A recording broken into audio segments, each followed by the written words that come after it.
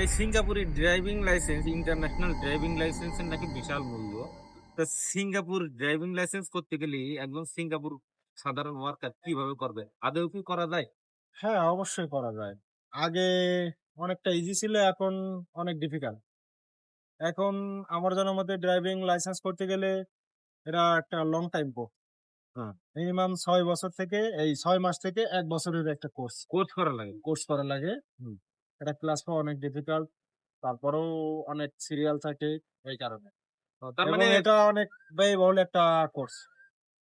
আগে অল্প টাকায় হয়েছে, হুম, কিন্তু এখন সম্ভবত প্রায় $৪,০০০ উপরে লেগে। $৪,০০০, 4 লাখ টাকা। তো আমি এই ড্রাইভিং লাইসেন্স দিয়ে কি গাড়ি চালাতে পারবো? অবশ্যই। মানে সিঙ্গাপুর গাড়ি চালাতে পারবো? মালয়েশিয়ার ড্রাইভিং না লাইসেন্স না, তো সিঙ্গাপুরের কথা বলছি। সিঙ্গাপুর ড্রাইভিং লাইসেন্স দিয়ে সিঙ্গাপুর অবশ্যই চালাতে পারবে।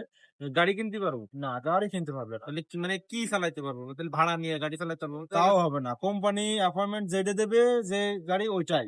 ও কোম্পানি যদি আমার গাড়ি দেয় তাহলে সেটা চালাতে পারবো, হ্যাঁ, কিন্তু তাছাড়া গাড়ি কিনে আমি ব্যক্তিগত ভাবে চালাতে পারবো। ব্যক্তিগতভাবে কিনে চালানো যাবে না।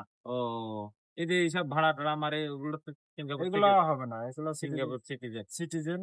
তো ওই যে বলে যে লরি চালিয়ে মাসে 2 কোটি টাকা 1.5 কোটি টাকা ইনকাম করে বছরে, তো এগুলো কি আদৌ কি এর কোনো ভিত্তি আছে? ওগুলা অন্য দিক থেকে ইনকাম করে, পিছনের সাইড বাংলাদেশ থেকে। বাংলাদেশিরা কি এসে লিগাল ভাবে সব কাজ করতে পারে? না, লিগালে এত টাকা বেতন নাই। হয়তো সে অবৈধ ইনকাম আছে। ও মানে অবৈধ চুরি চাচামি করে যদি কেউ, সেটা লরি কি আদৌ বৈধ ভাবে চালানো যায়? বৈধভাবে কোম্পানির লরি চালাতে পারবে। ও, কোম্পানির লরি চালাইতে পারবে, তাছাড়া নিজে লরি মারি কিনে এটা। কোম্পানির কাজের জন্যই, শুধুমাত্র কোম্পানির কাজের জন্য, অন্য কোনো কাজের জন্য না। অনেকে আছে যে কোম্পানির লরি দিয়ে অনেক সময় ভাড়া মারে অন্য জায়গায়। ও, এটা ধরা পড়লে সমস্যা।